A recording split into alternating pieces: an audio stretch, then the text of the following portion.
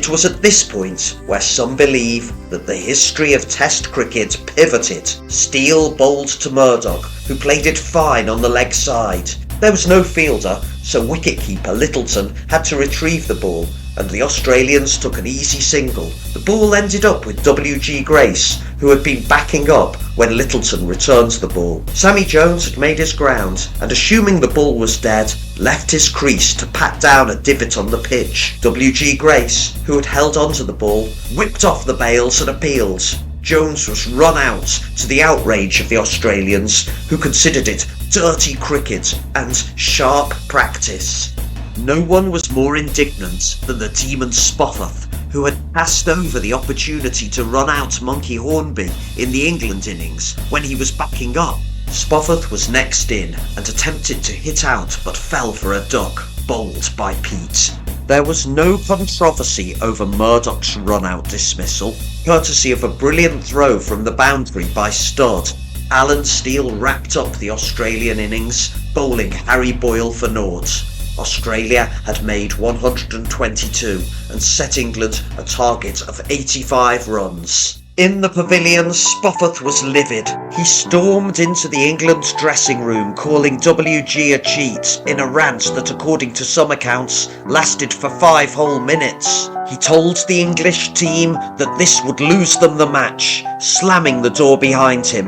The demon returned to the Australian dressing room and told his teammates, "This thing can be done." Out he went onto the pitch, pacing out his run from the gasworks end. The England openers emerged in bitterly cold weather and poor light. In this case, WG was joined by skipper Monkey Hornby. George Bonner, the giant Australian, one of the few men who towered above WG, greeted the England legend with some choice words of his own, as did Tom Garrett. England's innings began at 4:45. They made a good start with Monkey Hornby batting positively, but with 15 on the scorecard, Spofforth claimed his first scalp, bowling the England captain's off stump for 9. Hornby was replaced by his Lancashire opening partner, Dick Barlow. Spofforth clean bowled him first ball. It was 15 for 2. Spofforth was bowling flat out, forcing wicketkeeper Jack Blackham to stand back. George Ulyett joined WG in the middle, and as in the first innings, played with abandon. WG was also scoring with freedom, and they took the score past 50. With only 35 to get and 8 wickets remaining, the match looked to be heading England's way. Spofforth cut his pace, running in off 9 paces. Then Murdoch switched him to the pavilion end. With light worsening, Ulyett seemed intent on finishing the game, but swiped wildly to Spofforth, presenting a chance to Blackham, which was gratefully received. England were 54 for 3, needing 34 to win. The dismissal of Ulyett meant that Spofforth had become the leading wicket taker in Test matches. He also had 10 wickets for the match for the second time, the first Australian to achieve this feat. Bonnie Lucas joined WG at the crease. England's champion had passed 30, and looked most likely to deny Australia victory. Harry Boyle came in from the Vauxhall end. Boyle was a clever bowler with great accuracy of length and a high action which made him deceptive in flight. His strategy was to tempt WG into a drive. A Boyle delivery dipped just short of half volley length and was hit to Alec Bannerman at mid-off, who took the catch. Boyle's plan had worked. WG was out for 32, it was 53 for 4, and England required 32 more runs. Alfred Littleton came to the wicket. Although Littleton quickly made it to double figures, the Australian bowlers soon began to strangle the scoring. John Masefield described it in his poem, 85 to Win.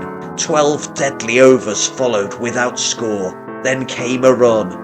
Then deadly maidens more. The run was a snick by Littleton off Boyle, which brought him to Spofforth's end. But this was part of Spofforth's plan. He had suggested a deliberate misfield so that the batsman would change ends and enable Spofforth to bowl at Littleton. The strategy worked. Spofforth bowled Littleton with a deadly off-cutter.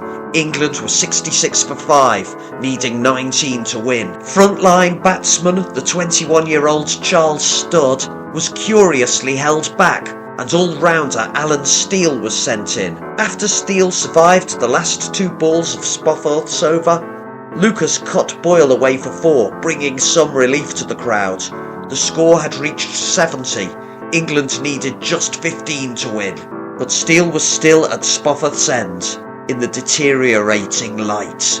Spuffath produced his slower ball, which deceived Steele, who hit it straight back to the Demon. Steele was caught and bowled by Spofforth for a 3-ball duck. It was 70 for 6, and Spofforth had his 4th 5-wicket haul in Test matches, an Australian record. In came Maurice Reid. He survived Spofforth's first ball, but the second took out his middle stump. It was 70 for 7, and Billy Barnes was next in. Charles Studd still waited, wrapped in a cold blanket to stop him shivering. Number 11 batsman Ted Peat used the champagne for England's anticipated victory as a nerve-soothing tonic. WG tugged anxiously on his beard.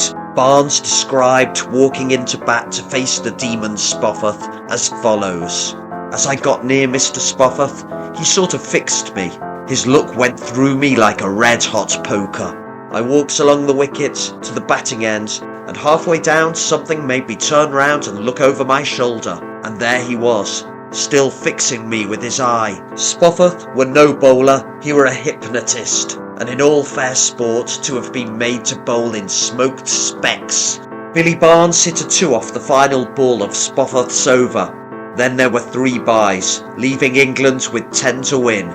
Bonnie Lucas had been solid in defence and survived the first 3 balls of the next Spofforth over, but on the 4th he played the ball onto his stumps. He had faced 55 balls and scored 5 runs. England was 75 for 8. Studd's long wait was over. He was next in, but it was the end of the over, and he was at the non-striker's end. The Australians gathered together to make their plans. It was Harry Boyle's turn to bowl. He bent over to dust the ball in the sawdust, turned and ran in from the Vauxhall end. On releasing the ball, it hung in the air, turned and lifted. Barnes was not far forward enough. It struck his glove and looped up to Billy Murdoch at point. Boyle had picked the perfect moment to bowl his perfect delivery. England was 75 for 9. Tail-end batsman Ted Peat came in at number 11. While the competent Charles Studd was stranded at the non-striker's end, yet to face a ball. Hornby's readjustment of the batting order had backfired. Peat managed to play the ball with the spin to the outfield. The English batsman ran 2. Studd might have considered setting off for a single, putting himself on strike, but runs were too precious. England were now 7 runs behind. Peat missed the next ball from Boyle. The tension in the crowd was as heavy as the sky, the mood in the English dressing room as gloomy. It was 10 to 6 as Boyle prepared to deliver the final ball of the over. What happened is described by John Masefield as follows. Boyle took the ball, he turned, he ran, he bowled. All England's watching heart was stricken cold. Peat's whirling bat met nothing in its sweep. The ball put all his wickets in a heap. All out, with Studd untried, our star had set. All England out, with 7 runs to get.